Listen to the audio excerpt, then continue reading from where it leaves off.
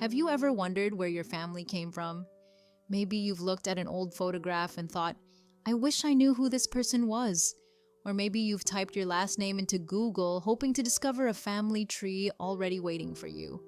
If you've ever asked yourself, how do I research my family surname? Or, where do I even begin? You're not alone. The good news is you don't have to be a professional genealogist to uncover your family's story. You just need to know where to start, and that's exactly what I'm going to show you today. Introduction. Every family has a story waiting to be discovered. I'm Dr. Guadalupe Vanderhorst Rodriguez, a professional genealogist with more than 40 years of research experience. In this series, I'll show you how to research any family surname using real examples from my own genealogy projects. By the end of each episode, you'll know exactly where to search, which records to use, and how to uncover your own family's history.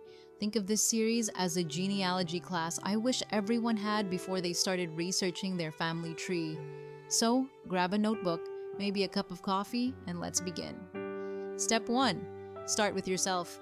One of the biggest mistakes I see people make is jumping straight to someone who lived 200 years ago. I understand why. We all want to discover that exciting ancestor. But the best place to begin is much closer to home. Start with yourself. Write down your full name, where you were born, and your birth date. Then write down your parents' names, your grandparents' names, and as much as you already know, you don't have to know everything. You're simply creating the foundation of your family tree. Think of it like building a house. You wouldn't start with the roof, you start with the foundation. Step 2, talk to your family. Now comes one of my favorite parts. Start talking to your family, your parents, your grandparents, your aunts and uncles. Even that cousin who seems to remember everybody's business. You'd be amazed what people remember. Ask questions like, where did Grandpa grow up? Did anyone in our family ever serve in the military? Has our surname always been spelled this way? Who is the oldest person you remember? Sometimes one conversation can save you months of research. And don't forget to ask if anyone has old family photographs, letters, family Bibles, or newspaper clippings tucked away in a drawer. Those little treasures often become the biggest breakthroughs. Step 3. Gather family records. Once you've talked with your family, it's time to gather your documents. Think of yourself as a detective. Every document is another clue. Look for things like birth certificates, marriage records, death certificates, obituaries, military papers, old photographs, funeral programs, family Bibles, letters. Even the notes written on the back of old pictures can tell you something important. One tiny clue can open an entirely new branch of your family tree. Step 4. Build your family tree. Now it's time to organize everything. You can use a paper pedigree chart or a genealogy software. The important thing is to keep everything together. And here's one piece of advice I wish every beginner knew. Don't try to build a family tree with thousands of people overnight. Take it one generation at a time. Slow and accurate will always beat fast and incomplete. Step 5. Census records are your best friend. If I could recommend just one record for beginners, it would be census records. I absolutely love census records because they let you watch a family change over time. Every 10 years, another snapshot. You'll discover who lived in the household, their ages, their occupations, where they were born, who the neighbors were. Sometimes, you'll even discover children that no one in the family remembered. It's like opening a family scrapbook every decade.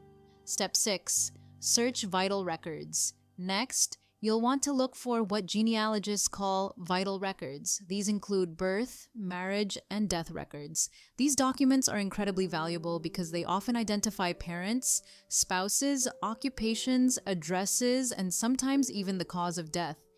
Each record answers one question while creating 3 new ones. That's one of the things I love about genealogy. Every answer leads to another discovery. Step 7. Don't stop with the basics. Here's where many beginners stop. They find a birth certificate, a marriage record, maybe a census, and then they think they've finished. But that's really just the beginning. Professional genealogists keep asking questions. What land did the family own? Did they leave a will?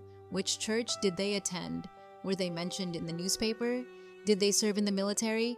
These records help you understand not just who your ancestors were, but how they lived. Step 8. Learn about the community. One thing I've learned after more than 40 years of research is this. You can't truly understand your ancestors unless you understand the community they lived in.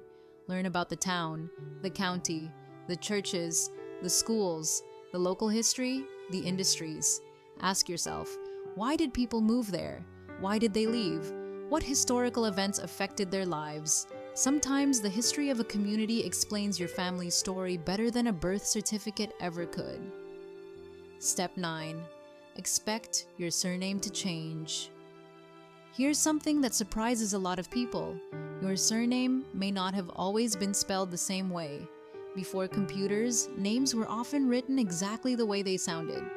One census might say Clark, another says Clark, another says clerk. They're often the same family, so don't get discouraged if you can't find your surname on the first search. Try different spellings. Say the name out loud. Think about how a clerk might have heard it 150 years ago. Sometimes that's all it takes to find your ancestor. Step 10. Preserve your family story. Now, I want to leave you with something that's very close to my heart. Genealogy isn't just about collecting names and dates, it's about preserving people's lives.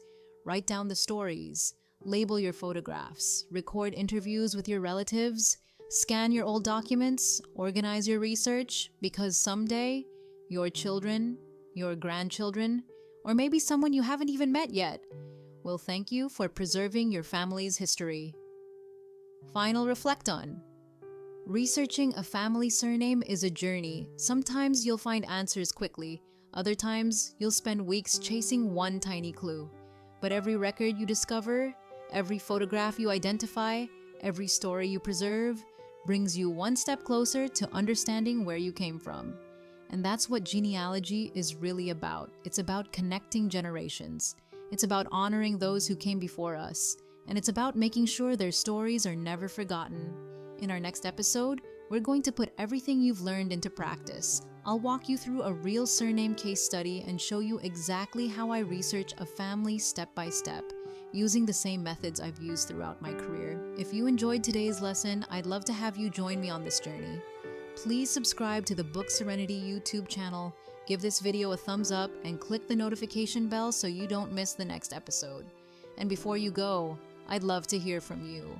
What family surname are you researching? Tell me in the comments below. Your surname might even become one of our future genealogy case studies. I'm Dr. Guadalupe Vanderhorst Rodriguez, a professional genealogist with more than 40 years of experience researching families, preserving history, and helping people discover their ancestors. Through this series, I'll teach you the same proven genealogy methods I've used to solve real family history mysteries, so you can confidently uncover and preserve your own family's legacy.